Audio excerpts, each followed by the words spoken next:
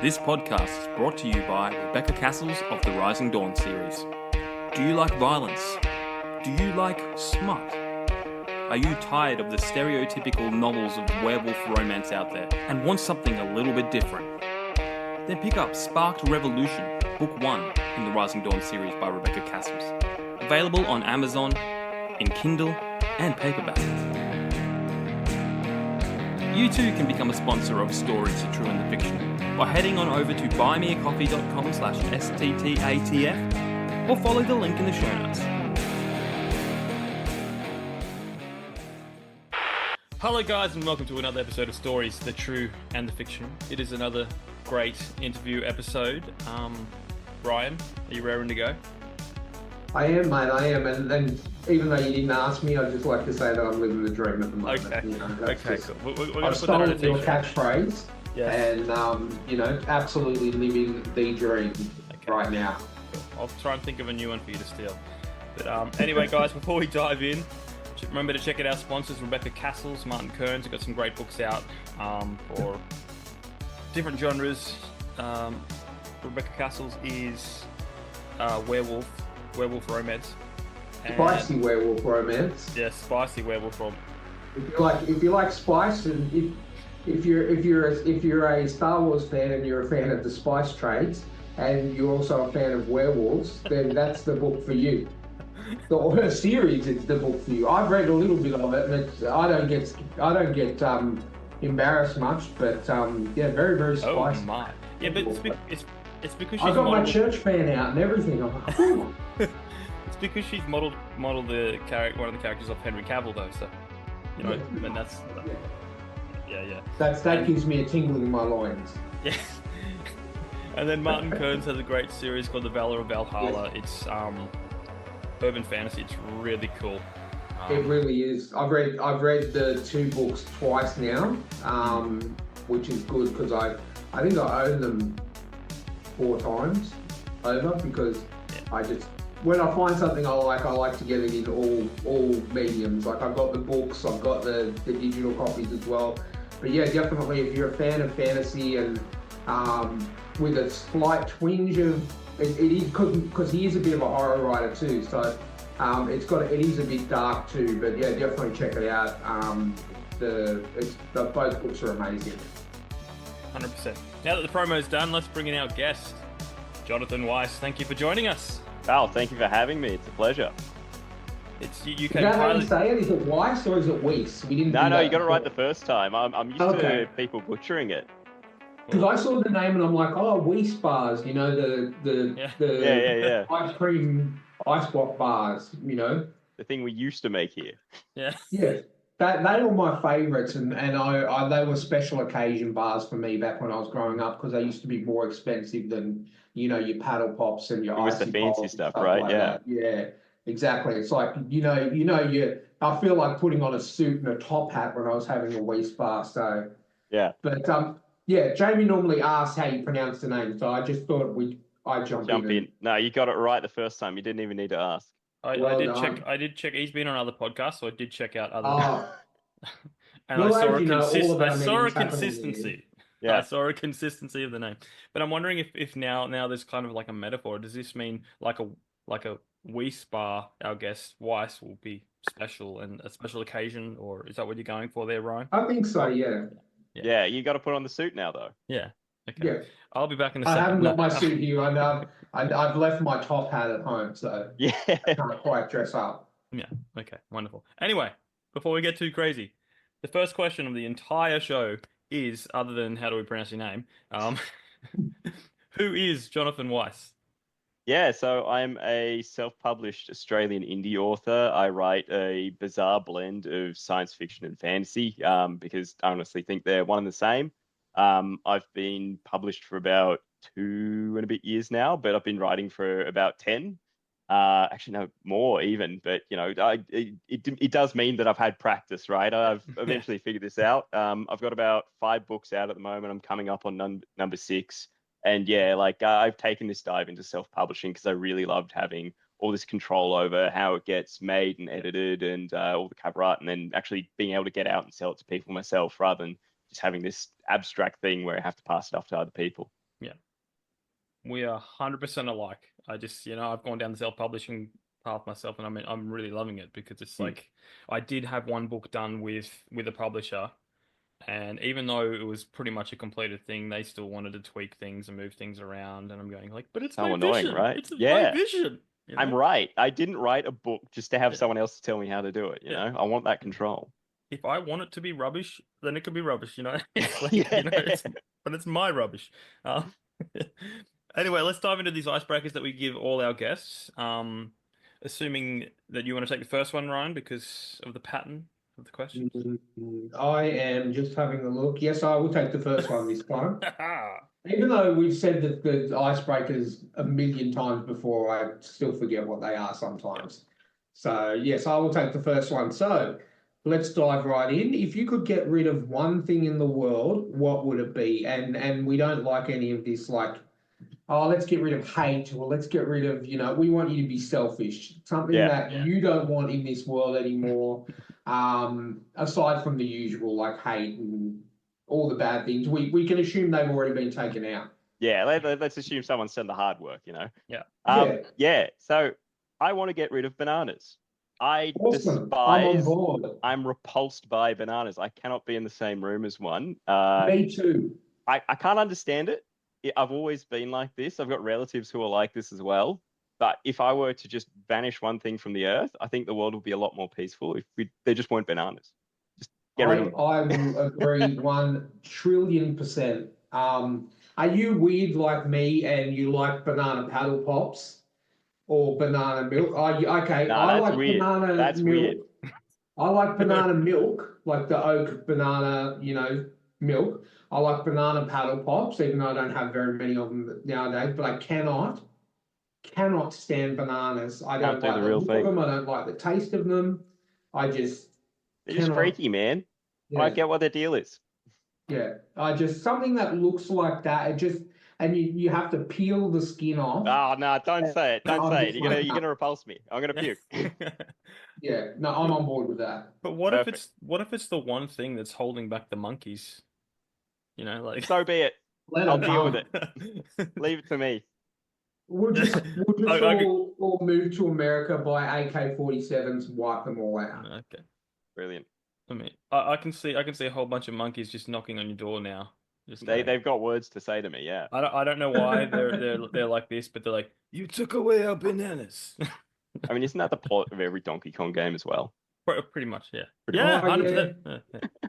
Yeah, it kind of is actually. Now that you're mentioning that, the old I'm school the Donkey villain in a Kong Donkey games. Kong Yeah. game. I'm happy Oh, with look, that. they were good games back in the day, but I could Yeah. live without them if it meant no bananas. Yeah. And I think saying that all monkeys like bananas is a bit No. Bit of a It's- generalization. specious. Yeah. Yeah. They like other things. It's Yeah, not so even I They're true. deep and think- complex creatures. Yeah. You don't want to get us cancelled, Jamie. No.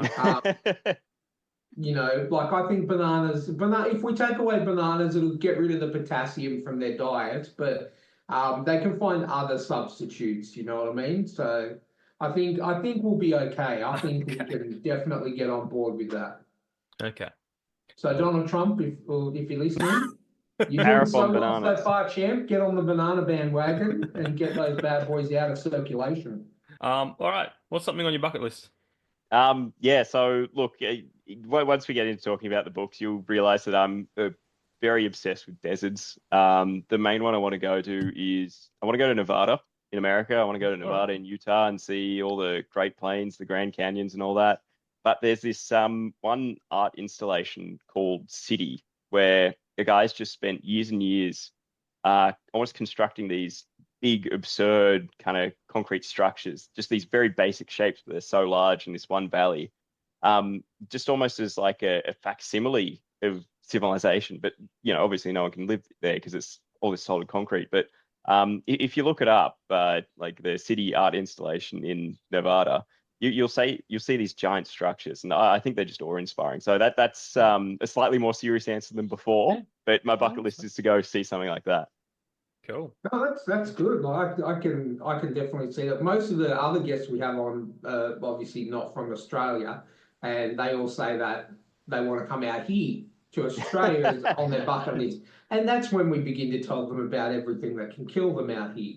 and then they, some of them change their minds. Some Yeah, of you them, don't get to do that bit of the podcast segment with me. We got to feel for this. You got to tell me about all the things in America that can kill me All instead. right, okay. exactly. Let's Like America let's has got guns that can kill you, and those kind of things. We just have animals that we actually don't control that Yeah. can well, kill you. I don't know. All the spiders, which I can't stand, and snakes and scorpions, and you name it, we've got it. Yeah, I think the Americans got the grizzly. The grizzly's a pretty scary thing. I don't know what I'd do if I ran across a grizzly. You know? Yeah, maybe throw a brown snake at it or something. Yeah, there you go. But then you'd have to smuggle a brown snake through customs, and That's a like, whole other thing. why I have you feel got like- why have you got a snake in your In case of in bears. case of a bear? Yeah, exactly. Can't you just say in case I encounter a grizzly? Yeah. And that's I'm being prepared. Yeah, exactly. I think that's a solid. No, but I like your answer. I think that's good. I think there's especially when it comes to deserts and I believe deserts and the underwater, like a lot of it is not really explored as it should be. And I think that there's something quite attractive about the open, endless space. You know what I mean? And I think that is a really good answer to have. I think that's something that I would like to do. I'd always wanted to go see the Grand Canyon, in America, and I think that'd be really good. A very good answer. So far, so good. Getting rid of bananas and visiting deserts. I like it. There we go. Okay, now this is the question that that I will judge. Now, what you've come to learn, and our listeners will, if they don't know by now, even though I took a couple of months off the podcast, Jamie is more,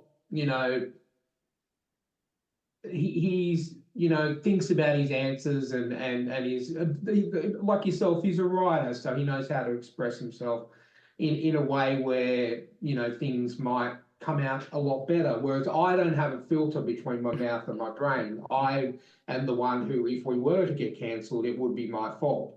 Claim the crown preemptively, yeah. I tend to just say what I think. So this answer This is where we get the judgment. Definitely determine if the interview continues or not.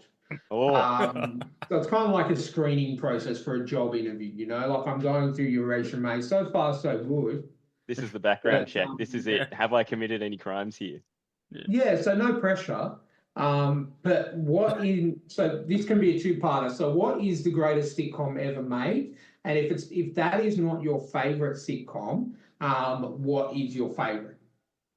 I think I reckon the greatest sitcom ever made. I reckon it's Scrubs. Great setting, great characters.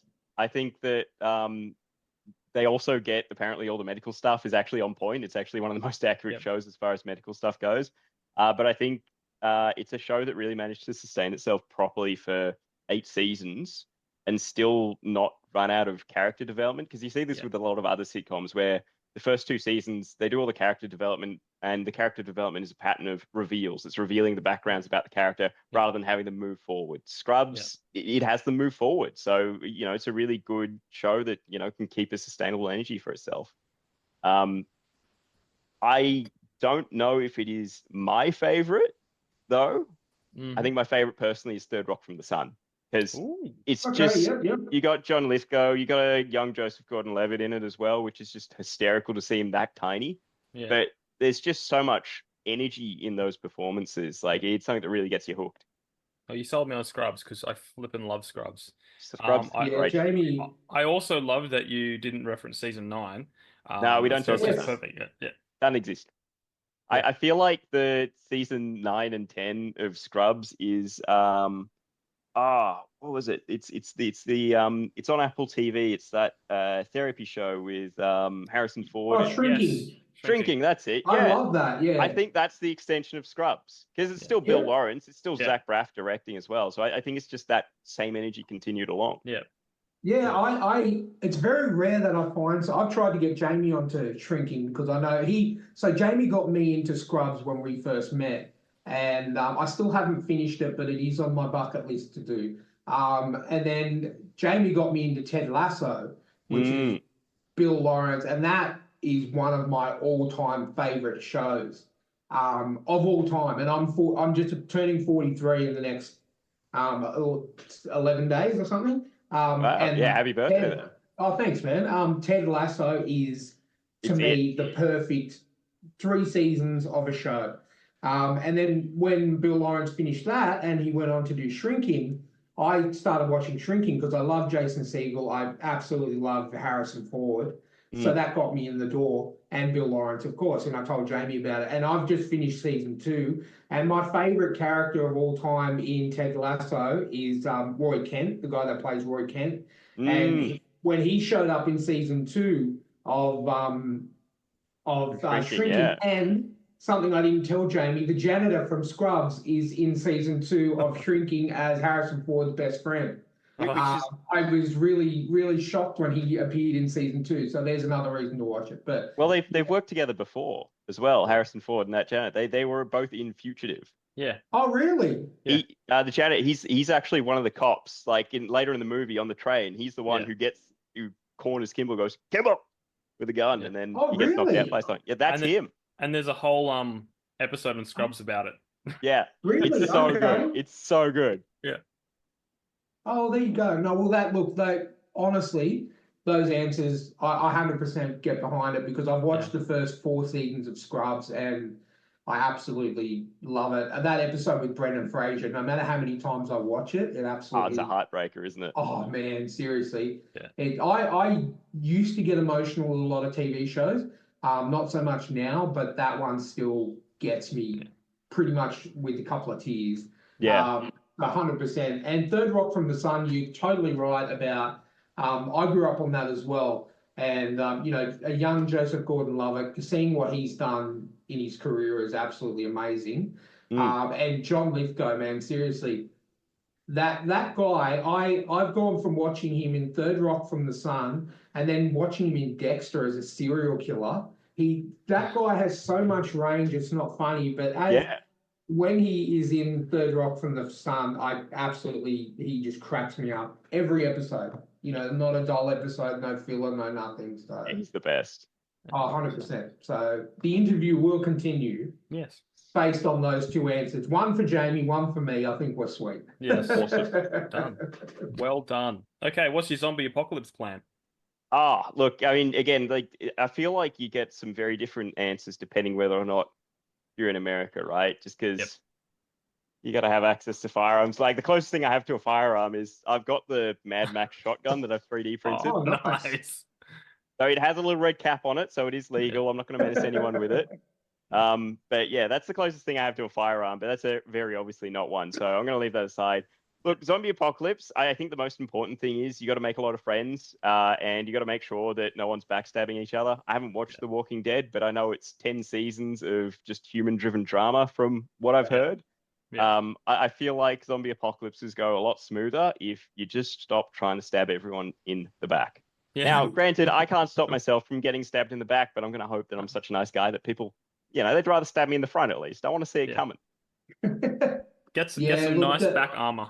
Yeah, exactly. Get a turtle shell, get a carapace on. Yeah.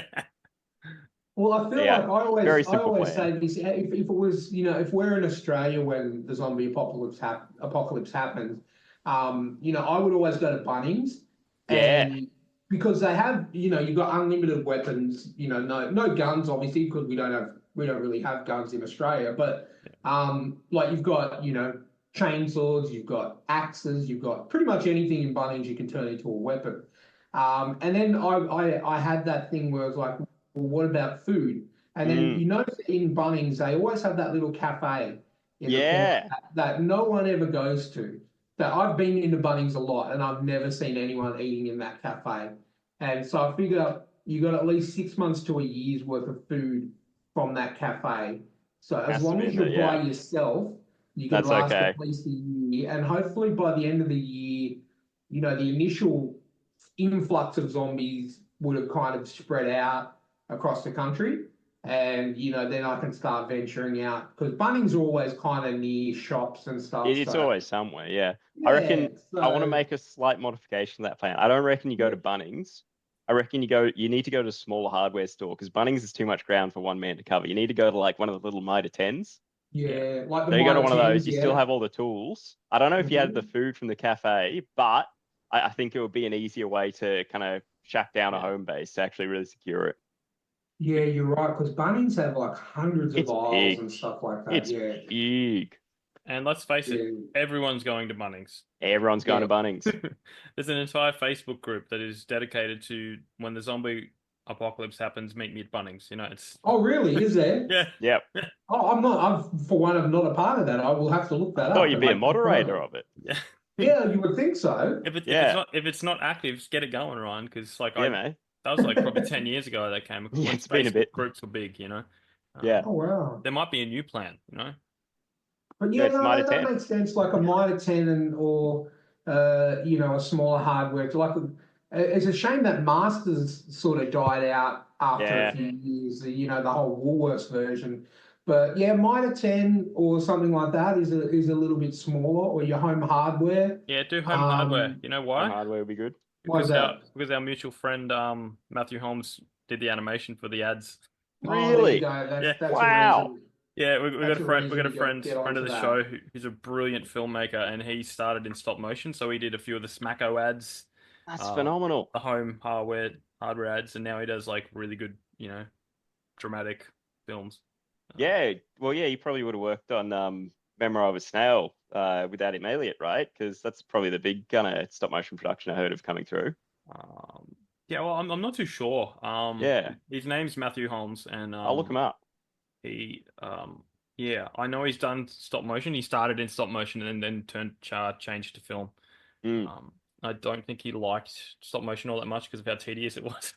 Yeah, I did start in there when I was about 12, and I don't think I would have had the same quality. I wasn't doing the Smackos ad, No. but yeah, geez, it is tedious. It is slow paced. Yeah, I mean, it looked like didn't it take the guy who did Wallace and Gromit like I think it was like 4 years for one episode or something. That's ridiculous. Oh, wow. Yep, it would be. It's crazy. Yeah.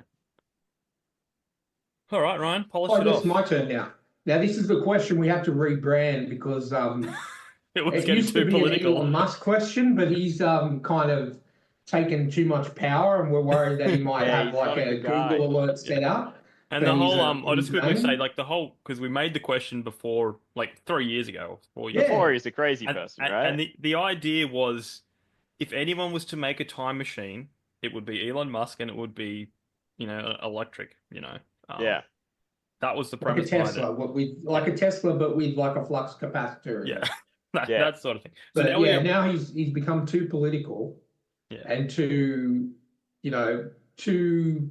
let's face it, too close to becoming a super villain. His brain's Well- microwaved. Well, we always say we always say, me, Jamie, and our mutual friend Chris, that Elon Musk is one bad day away from becoming the world's first supervillain. Yeah, probably. Yeah, so we decided to change. Well, Jamie decided to change his question. So now Bill and Ted arrive outside your house Quality dudes. in their phone booth time machine and say, "Whoa, dude! Rufus asked us to give you a free ride in our phone booth time machine. Where do you go?" Oh, see, like, and I'm sure the predictable answer is back. Like, people want to see things. I do want to go forward. Again, like, this is the bit that's going to be a bit of a self plug anyway. Like, a lot of the kind of core concept of my books is like 100,000 years in the future. What's left of us? Like, it's only been about 5,000 years since the time of I guess, quote unquote, the ancient Egyptians. So it's since the time that the pyramids of Giza got built, and that's kind of what's left. But like, again, you say 5,000 years after us, are all our skyscrapers still going to be standing? Like, what's left of what remains of us, and what will the people of the future think of us? I want to see how that gets rediscovered and reinterpreted, So yeah, Okay. I want to go as far forward as they possibly can go, and I want to see what happens. Correct me if I'm wrong, and it's been a while since I've watched Bill and Ted. Mm. Do they need to, like, does someone need to have been to that time for them to go, or do they just need to dial it into the phone? I think they just can't dial remember. it in, man. Yeah, I think they just I end think up there. Yeah. It's a Okay. very loose system of time travel. Yeah. I mean, it was. I think the movie came out in the late 80s, early 89, 90s. So yeah, 89. Yeah. So okay, no, that's look. I want to go forward. We get so many people wanting to go back in the past, but like I always say, why do you want to go back and the things we already know? Why not go to the future where we don't know? Yeah. And you can come back and people might think you're crazy, but at least it'll give you a hell of a book. You know what I mean? Right. That's it. No, I just want to see what happens. Yeah. Well, I think the whole intrigue of people going back is because there's certain things that we don't know, you know, and that you got puzzles you can solve, you know.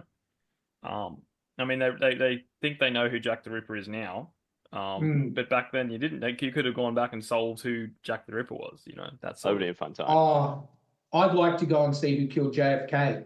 And that's why I actually like Trump, because he's releasing the files on the JFK. Look, they'll probably be heavily redacted, but at least there'll be a little bit more information out there. But I'm a big JFK nut. Like, I want to know. Easy guy. I feel like the disappointing thing would be you go back to see it, and it is exactly how it's said to be. Like, it is Lee Harvey Oswald in the box depository. That's exactly what happened. You're like, oh, I wasted the trip. I think if you're doing kind of crazy stuff like that, you got to do Roswell, New Mexico. You got to do Area 51, man. You got to do something big. Do your X-Files stuff. To be honest, I'm a big X-Files fan, but to be honest, I there's something about the JFK assassination. Like, I've watched documentary after documentary after documentary, all the movies on it, everything. I've read multiple books on it. Everything that I can put my hands on, I want. And there is actually definitive proof that Lee Harvey Oswald didn't kill JFK. Really? And you know where you can find that proof? I think I've told this story before, but do you know where you can find that proof, Jonathan? Where? In JB Hi-Fi. Yeah.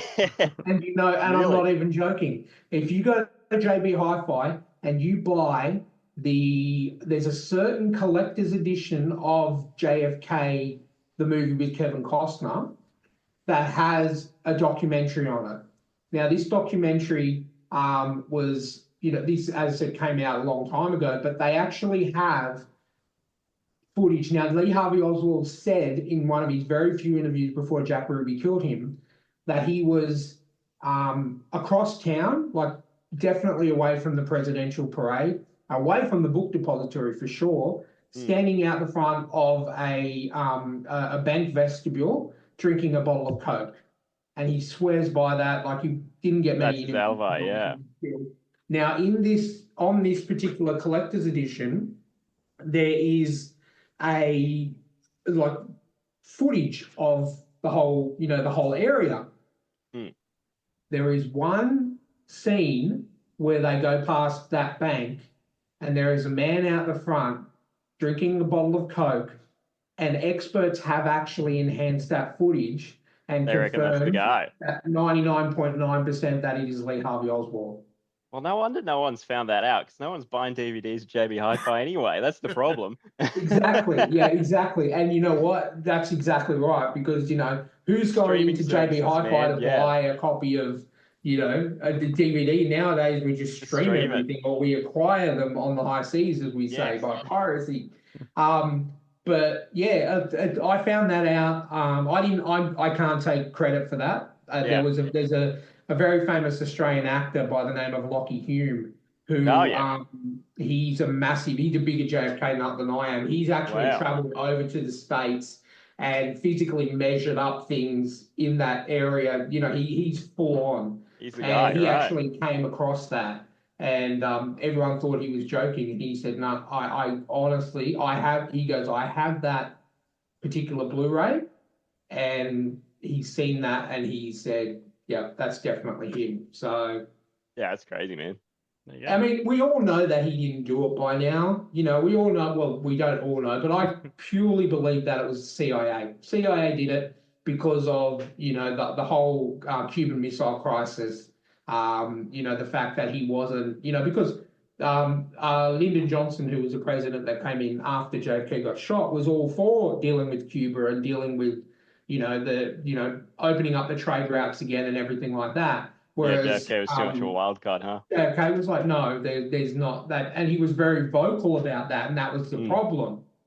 But yeah, anyway, it's not the JFK Conspiracy Podcast. It is the podcast about you. Yes. That's next week. Next week's JFK. Yeah. You're interviewing him. Look, I could talk about JFK for hours and hours and hours and hours and hours, and more hours on top of that. But This podcast is brought to you by Martin Kearns and the Valor of Valhalla series. In the battle between two ancient evils, can one naive young man become the last hope against powerful creatures of legend?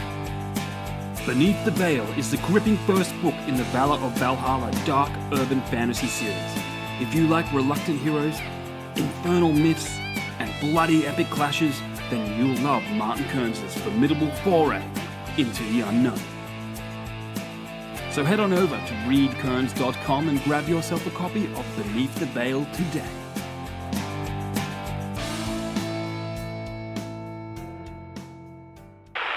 So look, let's start by diving into why you're actually here. So tell us about your writing journey. How did you get started in writing? I believe you're a full-time author, is that correct? Yeah, to a degree. Like, I have actually, I've recently started working at JB Hi-Fi just casually to, just something to do. So I am speaking to the fact that no one's buying DVDs from JB Hi-Fi. There you go. Yeah, There you go. I can get the staff discount on it. But yeah, so look, it has been largely full-time for the past 2 years. To go further back, so I'm 30 now. I've been writing since I was about 15. And yeah, as with all people who start writing when they're 15, there is a book that I worked on for many of my teenage years, which will never see the light of day. And then the stuff after that slowly became the stuff that I'm publishing. So yeah, when I turned about 20 or 21, I figured out like the world of the Droughtlands, which is where all my books are set. And, you know, if you want to think of what it is, just think Mad Max with magic. That's the very brief way I do it, just because, you know, you're thinking about desert dunes, you're thinking about all these buried skyscrapers, and then all this weird magic buried underneath that people shouldn't mess with, but they just keep doing. Otherwise, we wouldn't have a plot. So I figured that out when I was about kind of in my early 20s, and like I played with it on and off. And it was only like in the past couple of years where I figured out how to make a couple of stories really click in. And then, you know, as I kind of moved towards that and finished them, I realized a lot of the themes of one of the books was about kind of autonomy and control. And that's why I decided to go on a self-publishing journey. And, you know, I had a tech sales job before this. So I was selling cloud licenses and stuff, which was profitable, but very dull. So I quit that and, you know, dedicated myself to writing full time just to see how many books I could churn out as fast as possible. And geez, it's a hard thing. Like I hear about indie authors who are churning out like 4 or 5 books a year, but it's not something I could do because, you know, I it's not that I'm sledging those other authors, but I don't want to disrespect the quality of what I'm doing. Yeah. There's a lot of thinking that goes into these books. They're very intricate things. Like even the most recent one I've been writing has just been an endless logic puzzle of one big existential crisis going onwards for the character. So yeah, like that's been the writing journey. So it's been very fun, like writing and publishing those books. And then a lot of the ways to sell them has really come through a lot of success, like in-person markets. So again, I've got a lot of sales experience, so I'm very used to talking to people and kind of pitching people the books. So I found going there and doing those a lot easier than trying to do online stuff and optimizing for keywords, just because you have someone's full undivided attention and they want to talk to you. Whereas if they're just scrolling through a news feed, they don't care. They're always being sold to anyway. There's no way to stand out from the crowd. Yeah, no, that's 100%. And going back to, you know, those when you were talking about those authors that, you know, can churn out 4 to 5 books a year, you write, you know, science fiction, fantasy. So obviously that's going to be a lot more in depth, and your books are obviously going to be a lot larger than what some of these people who are churning out 4 to 5 books a year, you know, like a lot of them are these romance novels and stuff. Not Rebecca Cassells, of course. Yeah. We love Rebecca Cassells, not referring to you, but I'm talking about the romance novels with the guy on the front with no shirt on and the woman draped around his leg. You know, they're tiny, and you know the fact, and they're pretty much, and I don't mean to offend any romance writers, they're pretty much all the same. They're a bit cookie cutter, pretty much just, you know, a guy meets a girl, they do it a lot and fall in love. And, you know, which is what people sometimes want. That's fine. 100%. My wife's mum absolutely loves those books, and she will devour them like they're the greatest writings of the history, you know. But when you're writing, obviously you're writing sci-fi fantasy, you know, you've got world building, you've got lore, you've got a lot more goes into that. So I can completely understand why you're not churning out 4 to 5 books a year when you're Yeah. writing fantasy. You know what I mean? So yeah. We want to jump quickly into this question because you did come recommended by Amy Cormack. Feel we have to ask you the Amy Cormack question.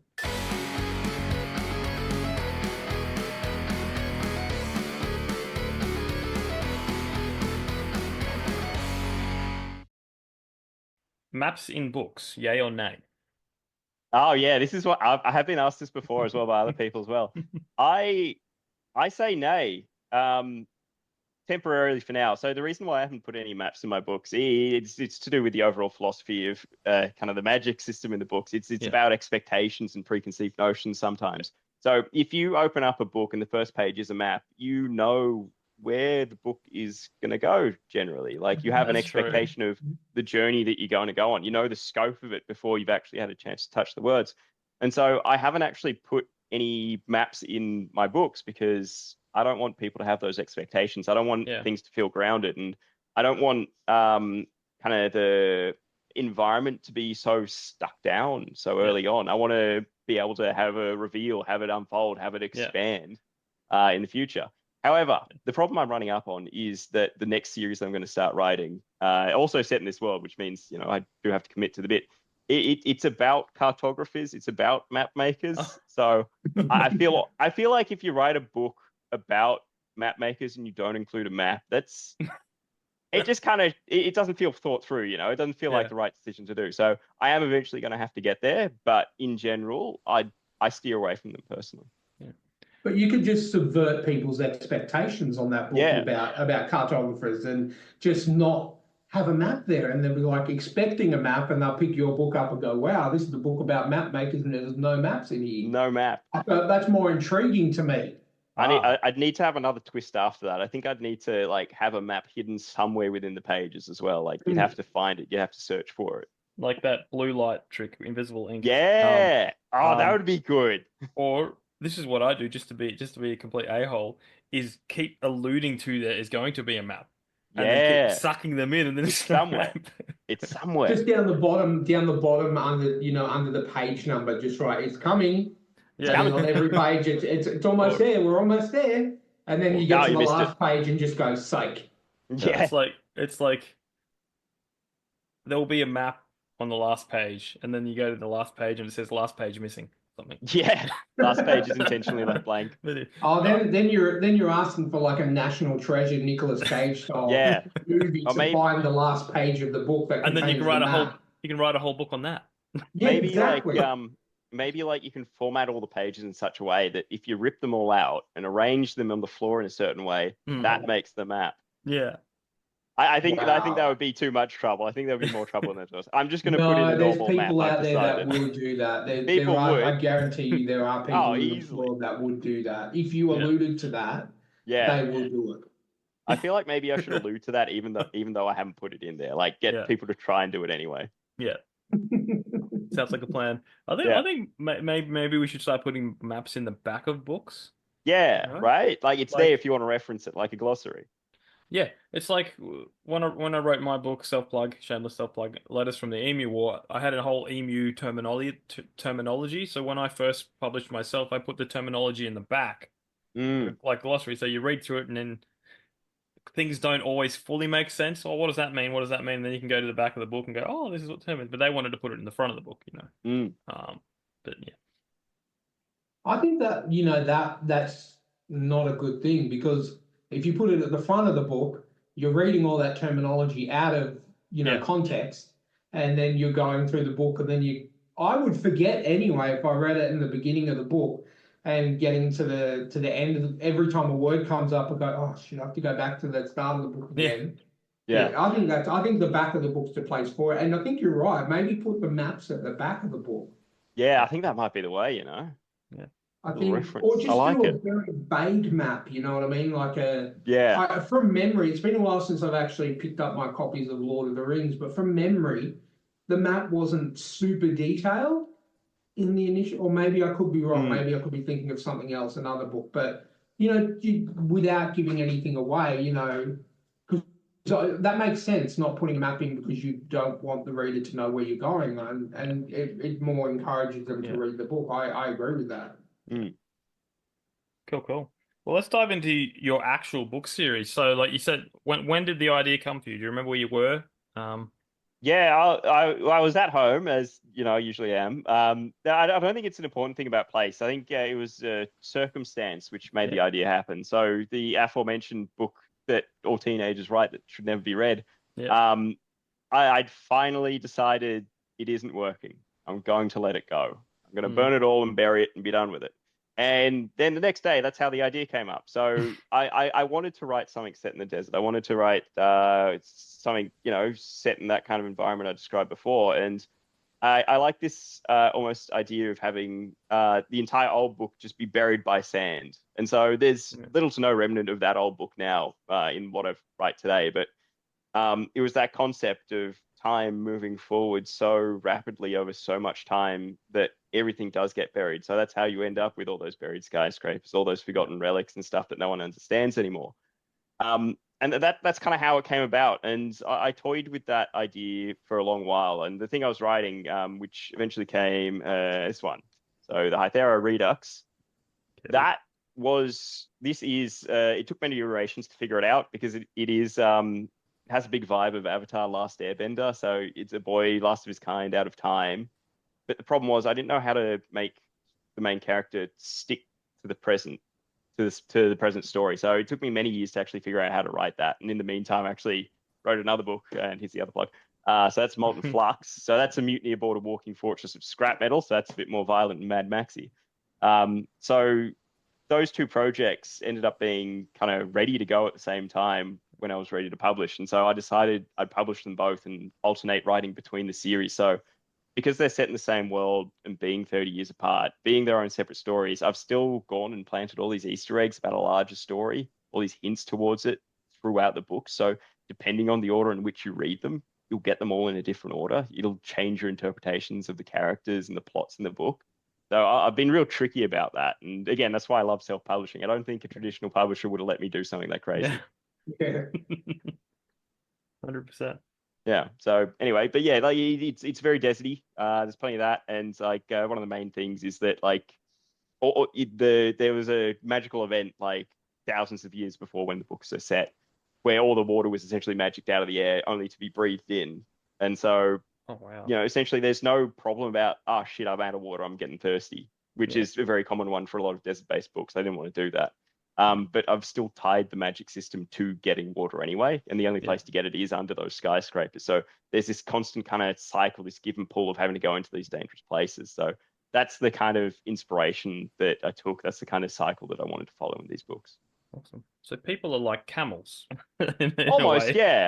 Yeah. Like, thankfully they don't look like it. No, yeah, no. But yeah, it's something where I just wanted to put water aside from the Yeah. plot because again, like it just becomes so focused on water, and I feel Yeah. like you just lose kind of the essence of the actual story Yeah. there. Because people will just keep asking like, where's the water? Where, Where's the like, water? yeah. Don't care. It's just, It's not part of it. it's just like one of our friends, Chris. He says he can't understand why people in Mad Max use all these muscle cars when Yeah, when they use so much fuel. You it's know? cool, man. Yeah, That's yeah, why. I know Shut it's up. cool. I know it's cool, but like it's like the resource. Um, That's it. It's about putting on a show. I think a good thing about that, and I love stories where the event itself happened thousands of years ago. Like mm, I'm a big fantasy reader, and I'm a big Mm. fan of a fantasy writer called David Eddings, and his story, The Belgariad, which is set in the now, but events that happened thousands of years before. But that it leaves you open to be able to write a prequel about that actual. Is that something you've thought about doing? Writing It's a book on the actual event the actual itself. event. Yeah, so in a way, right? So there's like kind of three distinct time periods I need to deal with. There's the present for the Droughtlands, there's the past for the Hythero Empire, which is the people that boy came from. So they were the people that could bring rain to the Droughtlands. And then there's a third time period. So that's the people who left behind all those skyscrapers. And, they call them those of glass. So those are three very distinct periods. And every time I write one of these books, I need to think about how all those things interplay, how all those things kind of conflict with each other, how their history kind of influences the present.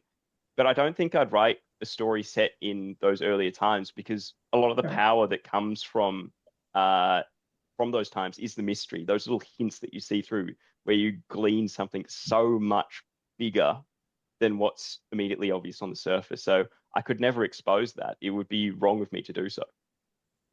No, that I completely get it. Some authors do and some authors don't. And I've kind of, because I'm not a writer myself, I kind of always wondered, what authors' takes are on that, because, David Eddings does take you back in and does write books about that. And then I do agree with what you're saying. Some of the magic of that initial story that I loved so much is kind of gone, because I know about what happened thousands and thousands of years ago in great detail. It's okay. Yeah, exactly. The reference of base. Yeah, okay, cool. That's where I have different questions to what Jamie has, because none of my questions that I come up with are on the sheet that we send you, because I just come up with them as we talk. And no, I like that. I like that. yeah, so some of my questions might not make sense, but as I said, there's no filter between that and that. So Yeah. No, I love it. No, well, I always mention in our emails there will be tangents, so that's Yeah. which I'm a fan. which I love doing, because it's just like it's more of a conversation than what is your favorite. I mean, it starts like that, but Yeah. just to break We get the there. ice. We get I there. know that. But what's your world building process like? Like, Yeah. did you start writing a basic little story and building a world around it, or were you like, this is my world, throw stuff in it? Yeah, no, it's more the former. So I only world build as far as I can kind of reach with my fingers in the story, in a sense. Yeah. Like I don't world build into the future. I don't world build too far into the past, because again, it's one of those things. Both things need to remain a mystery. Both things Yeah. need to remain fluid for me as well, as I go about and write all these kind of slowly interlocking series as they all come together. So yeah, it's something where I don't think that I'd ever sit down and just world build entire things. I don't see the point of trying to plot Yeah. down all these cities and all these politics that aren't going to be relevant to the story. Yeah. I think it's a bigger thing to find out on the way. Like the finales of these books, like I mean, I do have an outline, do have a plot outline, Yeah. but every time I hit the finale, I just buckle up and see where it takes me. Like Yeah. there's entire sequences where for 40 or 50,000 words, I've got no idea what's going on. It's just happening to me. Awesome. And Yeah. the problem that comes in the editing is that I need to go back and plug all that back in. And I'm always pleasantly surprised to find there's all this accidental foreshadowing Yeah. coming towards what I end Yeah. up writing anyway. So it's quite a relief, to be honest with you, because I always am worried I'm just going to have to rip out the first half of the book and rewrite it. But that hasn't happened so far. Yeah. Yeah. No, you're a lot like me. Because I point, like the one I'm working on now, I've pinpointed events, like key moments in that, and I'm just pantsering between it. Yeah, that's it. Yeah. Even the chapter I'm working on now, I've just created this new character. Like, I love this character. Like, it's just See where this goes. Yeah. I didn't sit down and go, I'm gonna make a character like this. I just, where's it going? Cool character. That's just how I write, because I'm reasonably new to it. Only, recently learnt the term pantsering, It's just Yeah. like, No, it's the way to do it, to be honest with you. I Yeah. think that's the only way to make something kind of genuine. Yeah, that's it. When we were talking about, the period where you did write full time, this is always a question I have for the authors. Were you able to sort of say, okay, for the next 4 hours, I'm just going to write, and it just came to you? Or were you just more like a person, okay, it's coming to me now, I'm going to sit down and write and see how it goes? It's a bit of both, to be honest with you. Like sometimes it is coming to me and I need to do it. Like I find if I am in those moments where I have been controlled by the inspiration, I won't write the scenes in order. I'll like start a chapter and I'll jump back and forth between paragraphs and then start wiring in together all the different gaps that I've made. But at the same time, I did, and I still do have a pretty good tendency to be able to sit down and just go, I'm going to churn out a chapter now. I'm just going to sit down. I'm going to put on my Smashing Pumpkins albums. I'm going to churn out a couple chapters. Like I think if I'm running real hot, I can get like 6,000 or 7,000 words down in a day. I think my best number still is about 10,000 words in a day, which is just, and like it's not even like writing for the full day. Sometimes like the pace of it will hit me like at about 11 a.m. Thankfully not PM, and I'll go until about 5. So yeah, I think there have been times where I punched about 9,000 or 10,000 words down in about 6 hours. and it hurts. Yeah. I've got this. Yeah. My keyboard's actually one of these crazy split keyboards, Oh, Oh, wow. nice. so it's extra ergonomic. And like the way it's kind of tented upwards and the way the keys are arranged are better for you, but it's a hell of a racket. My wife says it's like listening to a machine gun go off in the other room. 6 hours, yeah. Now, So I think you can expect a bit of arthritis and RSI in the fingers. Well, Like, yeah, I mean, I'm really doing the double whammy for myself because the other thing I'm into is bouldering. So like the indoor rock climbing where you don't even have a Oh, rope. yeah. So like you're constantly kind of clinging Yeah. onto the wall with like little holds that are like that. So yeah, I think by the time I'm 40, I'm gonna have like fused finger joints or something. you're gonna have the oh, hands of definitely. the hands of Alex as- Honnold. What's Arnold, oh yeah, free you know solo him? man, Yeah. right? Dude, Yeah, that was God. that was a hard watch. That was a Um, tough watch, right? yeah. Scary, man. What a crazy guy. Yeah, but he did it. He did He it. did it? I wouldn't. Fuck that. For those playing at home, free solo on Disney Plus. Check it out. It's a guy who climbed El Capitan in California, free solo, no Like- ropes. A kilometer, it's 2 kilometers, I think. I think Up. it was a 3.5 hour, 4 hour climb, It's a Oh, big wow. climb. and he had to start in the dark because the rock would get too hot at a certain time, and Yeah. Oh, God. And like, if you come off, you've got plenty of time to think about what went wrong. yeah, yeah, yeah. Wow. My takeaway from Yeah. that doco was him doing chin ups in his van with like 2 fingers or whatever, just finger pull ups. And that was afterwards, right? probably, yeah. Yeah. He's like, all right, warm down time. Anyway, segue over. And do you find that you get lost in the story when you're writing it and you sort of everything else kind of fades away and you're just writing and you've got no concept of time or anything like that? Do you ever have times where that happens to you? Oh yeah, all the time. Like if I'm in a good flow state, it just happens, and I'm just gone to the world. Like I get really upset if someone interrupts me if I'm in that state. But like I both get lost in the flow of it, and then I have a phrase for myself of being lost in the source. I think that's a really good, really good characteristic to have if you're a writer, because I wish I could write. I just don't have the patience for it. Yeah, it's But a when patience I game. read, or like when I, for example, if I get your, I don't say if, I say when I get your book, I will literally just zone, because I'm hearing impaired. So if I take my Yeah, hearing yeah. aids off, I can't hear anything else around me, which is amazing. It's pretty good. So I can just literally sit there with it on my tablet or in person, and I'll just be in that world. And it's happened sometimes, when I'm gaming or when I'm reading comics, that my wife will be calling my name. She'll be like, Ryan. And I can't hear, not because I haven't got my hearing aids on, but, she'll have to physically come over and touch me to get me out of that world. And I wish I could write, because I feel like I would be like that. You'd be so I would locked be in, that yeah. world. But I can't. I've tried writing short stories before and they've come out okay, but I just can't commit myself, because if I write a book, it will be like a big one. It's going to be a thick one, yeah. And I can't, even the thought of it just makes me anxious. Yeah, So, no, I understand I that. really wish I could. Like, I wish I had the talent that you guys have, seriously, because I would absolutely love to be a writer. But I get to talk to writers all the time, which is good. And I get to read all their books. So Yeah. bonus. Yeah, I gotta say, my dirty secret is I don't read that much. Yeah, Because like I'll same. sit down to read Yeah. and I'll go, oh, I could be writing. Better go right. That's it. Yeah. But that's the thing, like you guys, it's like, Sucks. it's not your full-time job, but like it's Yeah. your job.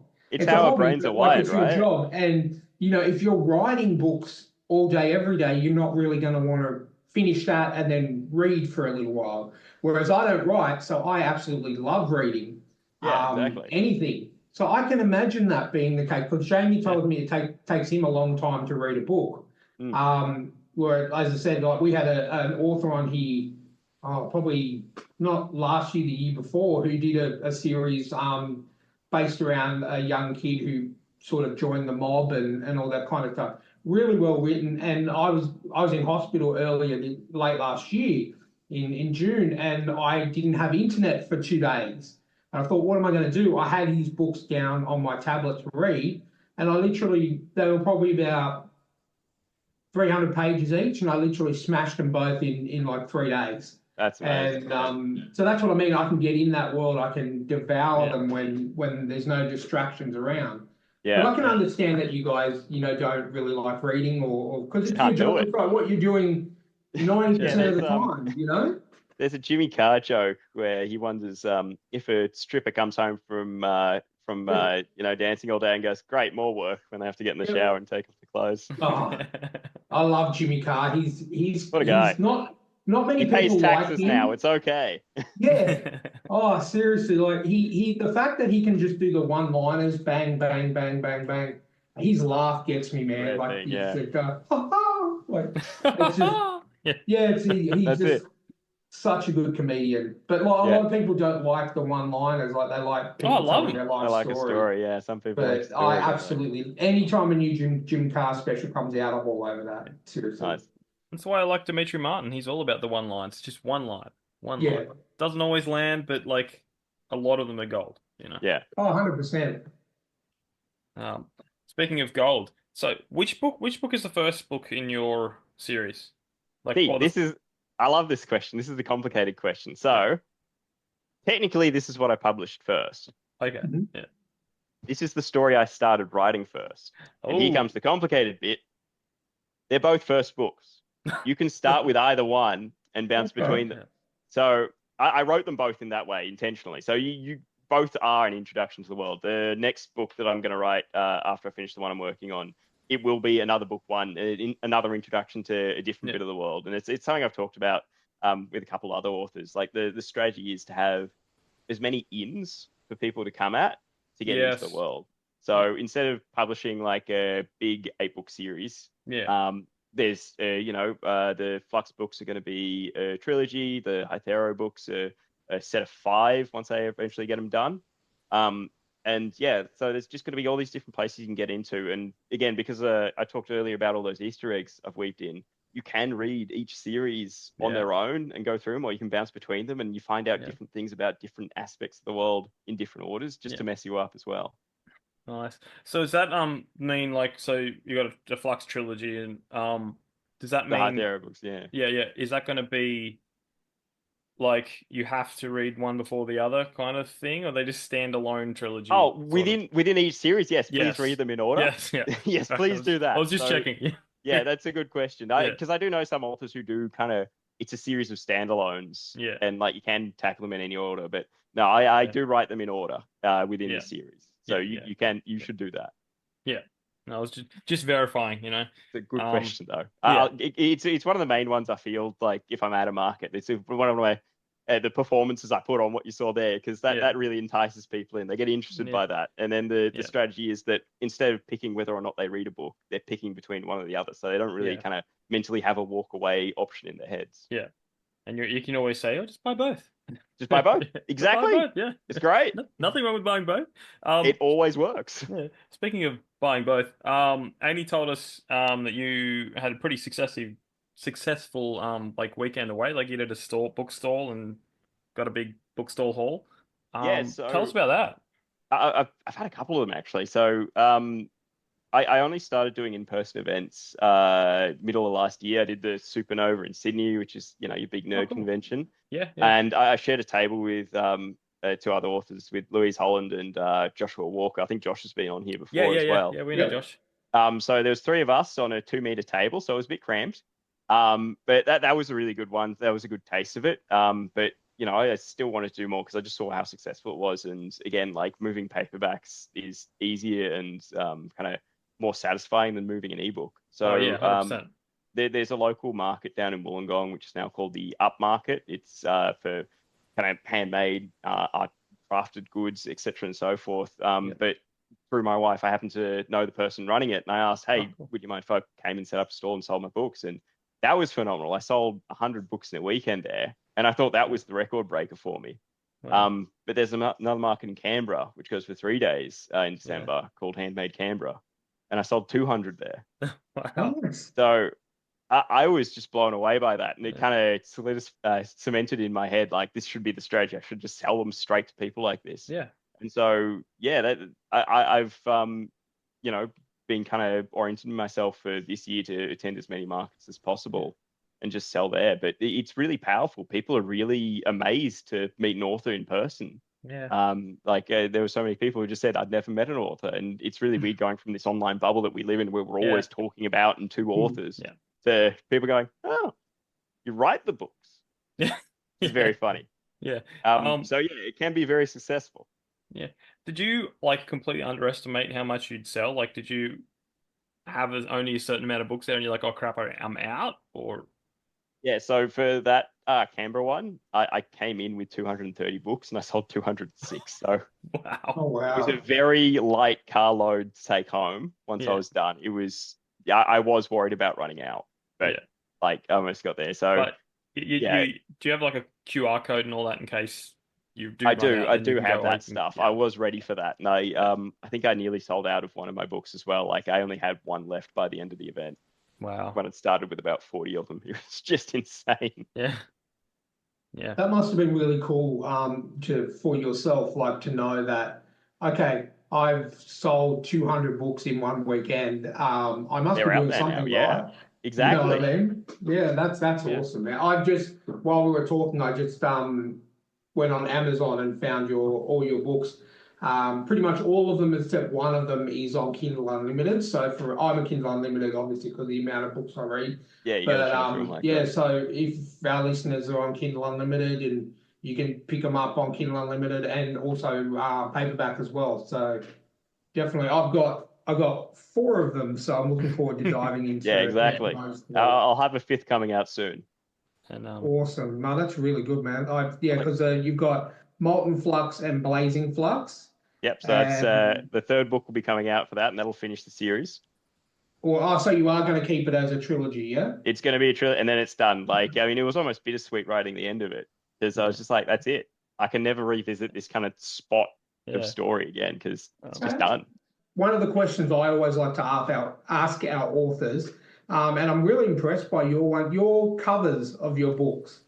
Now, I like the way that with the Flux series, I really like the look of those in terms of you're keeping with that orangey red color. I'm all about colors, obviously, because I've read comics my whole life, and I can fall in love with a panel even if there's no words on it. So do you do your own covers, or do you have someone that you contract to do your covers, or is it the same person who does them all, or how does that work? So it's been the same person doing them. So if you want to look him up on Instagram, it's kfrancis.art.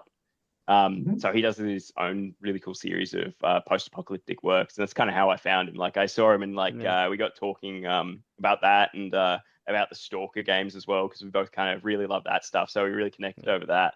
And so he's been really great about kind of just those color tones that are really signature to my books, and again, especially for Molten Flux, because it's about a walking fortress. So that's what you're seeing on the cover. Getting that huge hunk of machinery brought to life was a hell of a thing, and I was really happy with how he did it. And so it's been one of the really distinctive things about my books. And again, it's something else I find at markets and stuff. People will see those big orange book covers and come over just to have a look and talk about those. Yeah, and I think if you can get the same guy or the same person, I should say, to do all of your covers, they just like the Molten the Flux books popped at me. Yeah, exactly. They just, when I saw them on Amazon, it just popped at me. The is it Hythara? Perfect.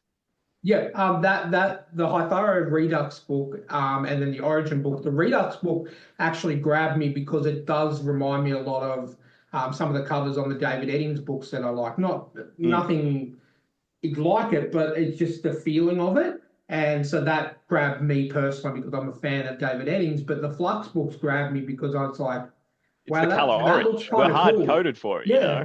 And we're Australians. We need to see that orange. It looks. I want to know more about it. Obviously we've talked to you and you've explained it, but I want to dive into that because of the cover, and you've got to take that into account, because when it's in a bookstore or whatever, the cover is what's going to draw the people in, and then you can explain and talk about the book. But the cover is always going to grab you.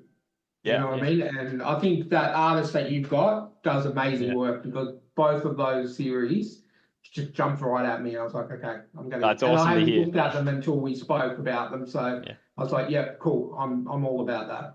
Awesome.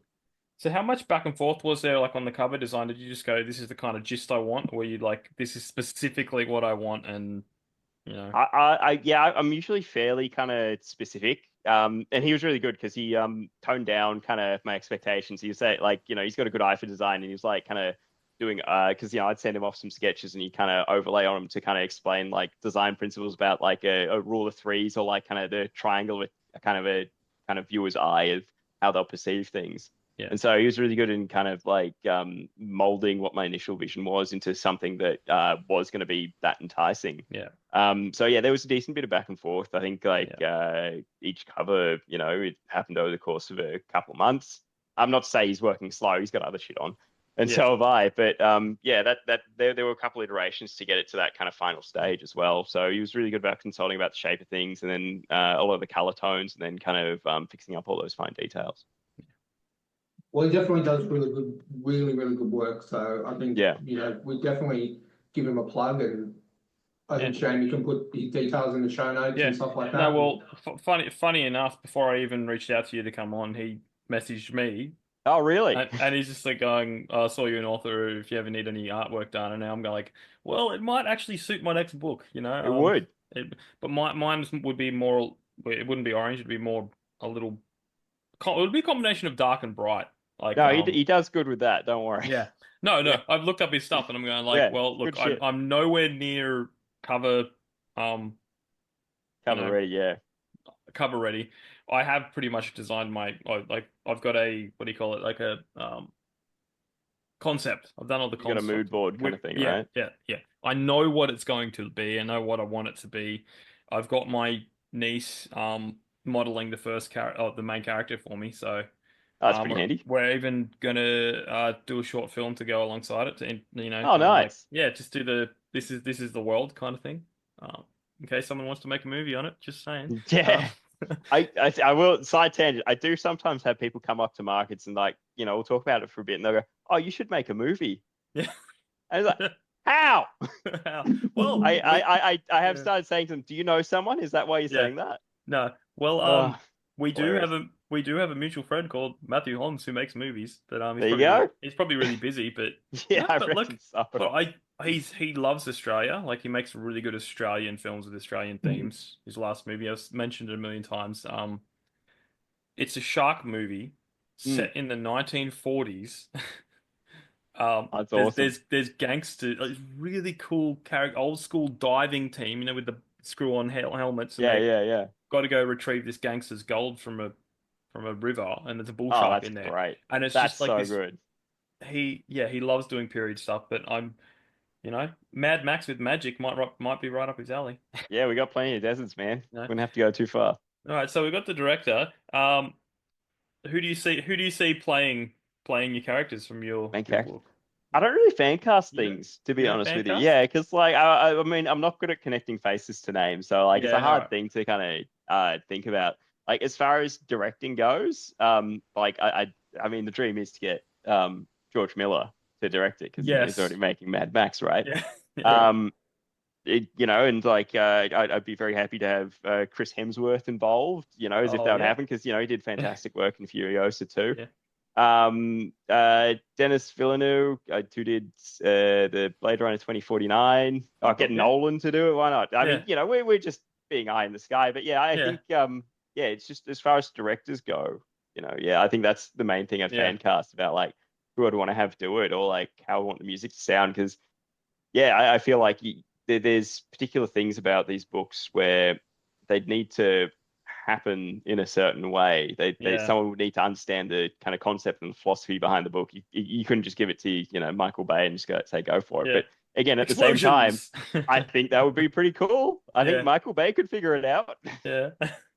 Yeah. But in saying that, would you want to make, say for example, with each book, would you want it to be just a really, like, a 3-hour epic, or would you much rather something like an Apple TV series or a Netflix TV series? Maybe not Netflix, because whenever anything gets good, canned after one season. So Apple TV is more, and they've got the budget too because they've got some big name stars in Crazy their budgets, stuff. yeah. You know, when I saw Bill Lawrence's, had Harrison Ford, I know he's getting on, but I mean, he's Get money for that. coming out in Captain America next week as well. You know what I mean? Jesus. Like, would you prefer it to be an Apple TV show or like just a 3-hour epic for each book?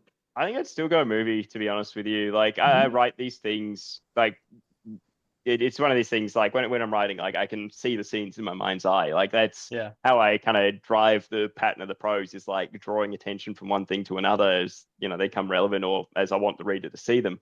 So I think I'd still go a movie. I always have a problem with, like, books getting adapted into TV shows. I think the pacing between the episodes gets screwed up because the end of every episode is always a hook to get into the next episode. If there's meant to be a slow moment there or a quiet moment, it almost can't happen. So yeah, I'd definitely go movie. Yeah. So just quickly, while I think of it, another tangent question. So you don't read much. I don't read much. Where do you get your influence from with your writing in that? Like, because mine comes from movies and TV. Like, two of my favorite writers is Eric Kripke and Bill Lawrence. So I kind of model my writing off them just from watching that stuff. But like, do you get your style from books or ideas from books or movies or TVs? Like, how do you go about it, I guess? Yeah, I mean, like, the actual prose style itself, like, that's a hard thing because I think about that.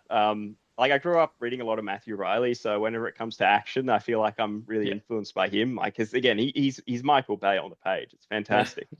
But as far as kind of the greater prose of it, it's just something that's kind of developed for me over the years. It's, I guess, all writers need to keep practicing and keep doing it. But I feel like it's just something that keeps kind of happening towards me. Like, a lot of the inspiration for things and concepts and themes in my books, they don't necessarily come from movies and TV shows, but more from like concepts or phenomena that you see around. Like, in Blazing Flux, there's I describe it as kind of this Chernobyl disaster of an incident, and that's what the book was heavily inspired by, like the cleanup process of that. And so it's inspired by those kinds of things. Like, you'll see all kinds of weird references and concepts in there. So yeah, that's where I draw a lot of the inspiration from, rather than an actual book itself. Yeah, cool. And Jamie, I noticed you mentioned in a couple of podcasts before that you took a lot of inspiration for your current book from Horizon Zero Dawn. Yeah. Right? Do you get any inspiration from any games you might be playing towards your particular books? Sometimes, I don't know. What I mean, I've gone back to play a lot of MechWarrior 5 lately because I like my big robots. Horizon Zero Dawn, surprisingly, is one of the games that I haven't gotten around to playing. One, because I don't have a PlayStation. Two, because I feel like it's almost a bit too similar to what I'm writing at times. Yeah. But yeah, I sometimes it's the games, but yeah, more often than not, it's just this thing that comes into my head, and I think that would be cool. That's a big C, and I want to grind towards that. I want to make it happen. That's my problem with reading books, because I'll read a book and then an idea will come to me.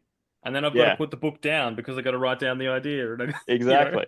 Exactly. It kind of loses momentum when you have to when you're doing that. And that's why I'm glad I'm not a writer, because I don't have that issue, because it's not a problem I think that would annoy me and I would stop reading. It is annoying. Yeah. But I've got a lot of half-finished books on the shelf for that. Yeah. Just curious, because myself and Jamie are big gamers. We've got PS5s, but I've kind of moved over to PC gaming while I'm not home. I'm very lucky to have a computer where I can pretty much play. I just finished playing God of War Ragnarok again, so it's pretty high end. So I can play pretty much anything. So Jamie will actually be happy. I've actually started playing Horizon Zero Dawn as of last night, so we'll actually finish it this time. Beautiful. But yeah, I don't know why I stopped playing it initially, but maybe because I've got the time now. I was like, okay, I can dedicate a solid, 3 or 4 hours a day to gaming. Yep. But yeah, I funnily enough, what got me into it was I played the Lego version. I absolutely love the Lego games. Like I love the Lego Batman, Lego Marvel. It's comfortable, And earlier this year, they released a Lego Horizon Zero Dawn. And I thought, okay, cool. I played all the others. I haven't played this. And I started playing it and I was like, when I finish this, I'm actually going to play the Do proper, the real thing, the yeah. real game, and obviously that's going to take me a lot longer to finish. But yeah, it's Sony games are coming out on PC a little bit faster each time, but we're still like Marvel. Spider-Man 2 just came out, just dropped on PC, like a couple of days ago, and it was out like a year and a half ago on PS5, but.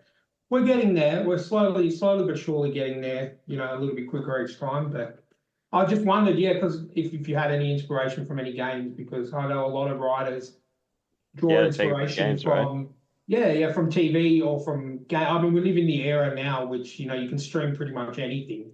You know, so I thought it would obviously Mad Max would be a big one for you. You know, Definitely. which one's your favorite Mad Max movie? Or out of the initial three, the original three. The initial three. Mhm. Has to be the first one, you know? Like it's the first one, like the first one's not like entirely within kind of the apocalypse yet, but like it's just such a good origin story. And you know, like it's so raw, like you can really feel it, you know? Like that's all I can say about it. You feel it. Yeah, no, definitely. I had only watched Beyond Thunderdome up until about 5 years ago, because my dad absolutely loves the Mad Max movies. They're his favorite movies of all time. And he bought the three collection on Blu-ray, like 1, 2, and Beyond Thunderdome. And he said, "Oh, do you want to watch it?" So we sat down and watched the first one. And you're right, it's the first one is kind of like a very basic movie because of the time. Because there's only a few actors in it. It's not really over the top, you know, like Beyond Thunderdome is. Low budget, you know, as well. Like they didn't have much money to work with. Exactly. But it was actually good. It drew me in. And then obviously, you know, I've seen them all since, you know, with the new ones with Fury Road and Furiosa and all that.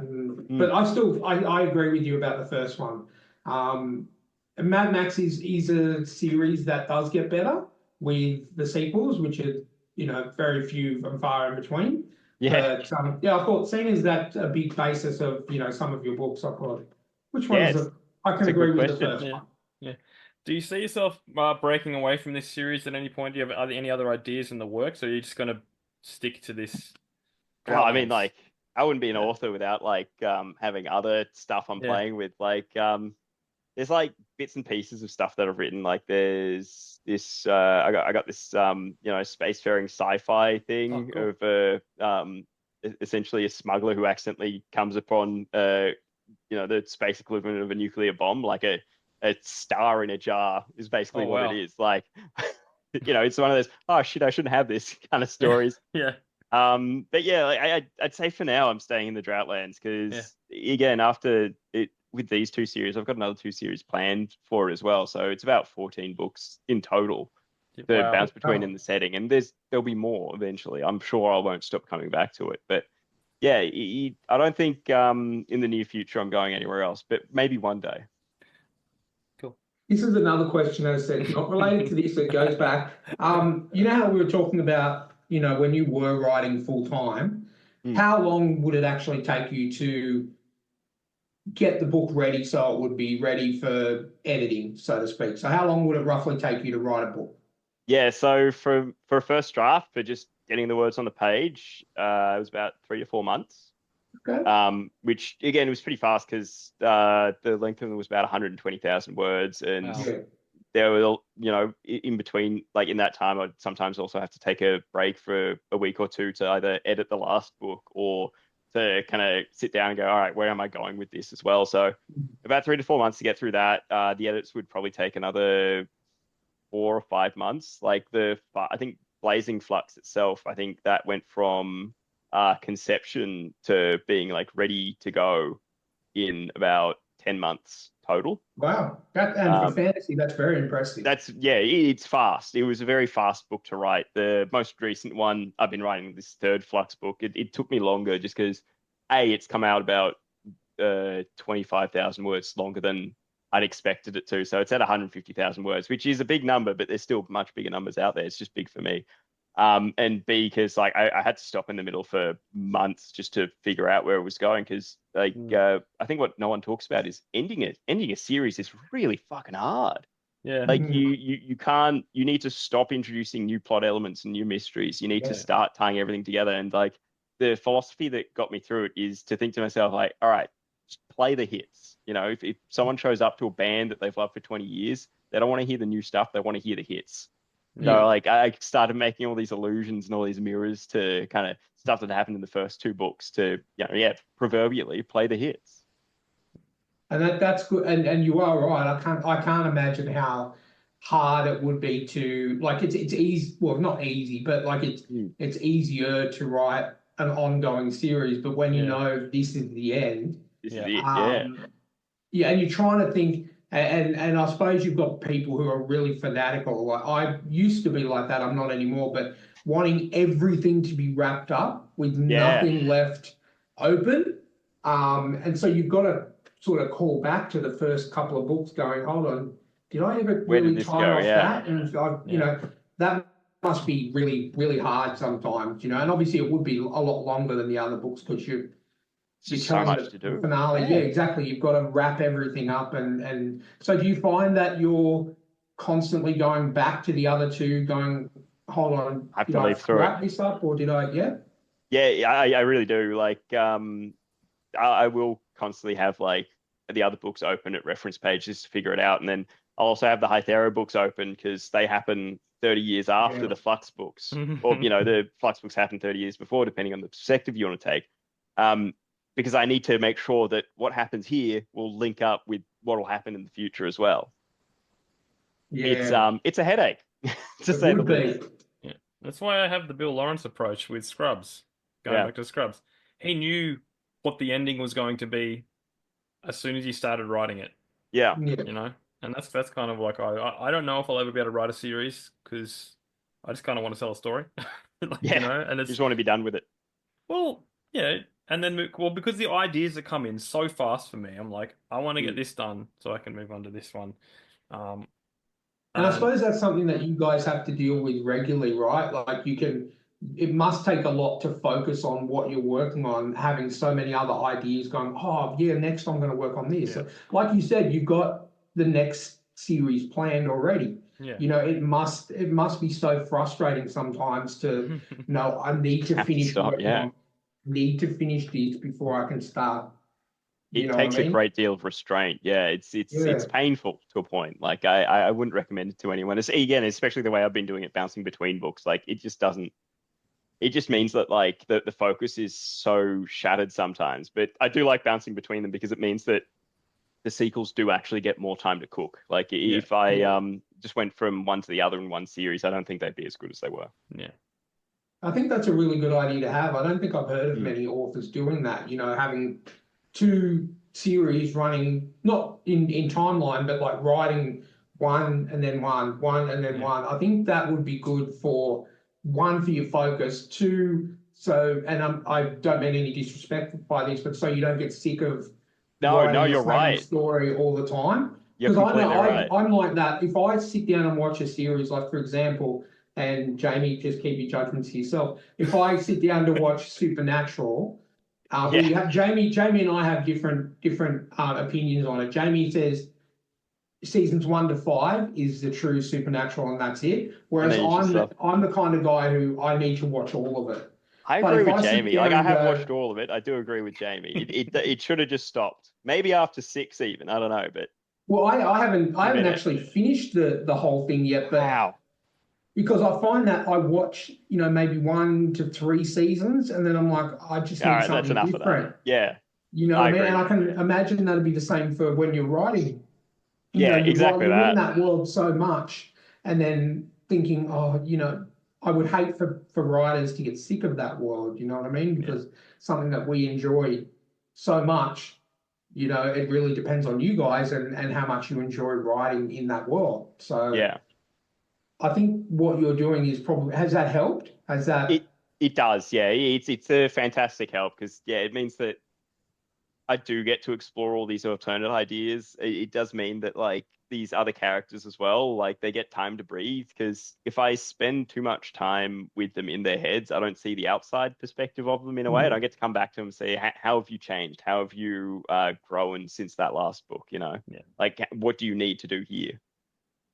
Yeah. No, I think a lot more writers should do that because, that's why you get a lot of writers who will only stay at us, we're just going to stick to 2 books, or, we're just going to, when, for example, like with David Eddings, that I love about him, his series go for like 6 or 7 books, and they never feel like, oh, this has been rushed, or this is, because he did the multiple writing things as well. And I think that's a brilliant thing to stop writer fatigue, I guess, you know what I mean? Yeah, exactly. And so it's also a way to avoid writer's block too. Yeah, exactly. Okay, yeah, that would make sense. Because if you get stuck at some point, you can go to this one, and then you can focus on that one and then come back. Yeah. The best way I've found out a writer's block, it's usually a problem with the direction of the story for me. So I just need to figure out how much of it I need to delete and then start again. So it is devastating at times to, like, I think the worst I've ever lost was about 20,000 words to go back and change the direction of the story. But delete a chunk and start again. That would be horrifying, isn't it? You've worked really hard on the 3,000 words and go, well, I'm going in a different direction. Yeah. It almost sounds as worse as when you accidentally delete it, That's also happened. Oh. Yeah, it was painful. Not that much, thankfully, but still, yeah. But you got that, no. At least now we have technology, autosave kind of thing. It was the autosave that got me. That was the problem. Like, I'd been working off Wi-Fi for a bit, and when I connected, it updated from the cloud to the computer instead of the other way around, and it was just gone. So, yeah. So since then, every time I have a good writing session, I make a copy of the file and put it in an archive. So there's just a paper trail of shit there for me. I copy mine straight to a hard drive. Yep. Yeah, it's just has to be there. Yep. Cool. Well, thanks so much for coming on. It's been a pleasure. Plug yourself. Where can people buy your books? Where are your socials? Have you got a website? All that stuff. Plug away. Yeah, so I got a website. It's jonathanweiss.com.au. You can buy my books through there as well. They come direct from me, and I'll sign them before I send them out as well. You can also find them on Amazon. They're on Kindle Unlimited. You can get them as ebooks. You can get them as paperbacks there as well. I don't sign those, unfortunately, because I don't live in Amazon's distribution warehouse. Sign up to my newsletter, because I think that's going to be the main way I'm getting things out now. There'll be a different rant about that coming in my blog post eventually. I also have an Instagram at John, JONW_author. I think that's it. And there you can follow me on Instagram as well and see other stuff I'm up to. But if you are wondering where to start, either Molten Flux or the Hythera Redux are both great starts for the series, and you can bounce between them. You can read them in just about any order you like, and it's going to be a rollicking good time. Translation, buy them both. Yeah. Yeah, well, guys, thanks for listening. If you want to reach out, thetrueandthefictional@gmail.com. Check out our sponsors, Rebecca Cassells, Martin Kearns, and me. Buy my books over there. Yeah. They're fun. And we'll catch you next time. See you next time. See you guys.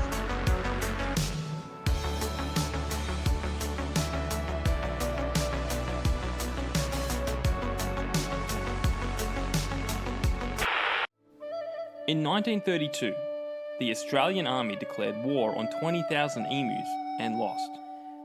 It's a part of Australian history that not many know about. Maybe that's because history is written by those who win. So if you want to hear the full story of the Great Emu War of 1932, then check out my book, Letters from the Emu War. Read letters, newspaper articles, and journal entries. With every turn of the page, you will gain a deeper understanding of the life and times of emus at war.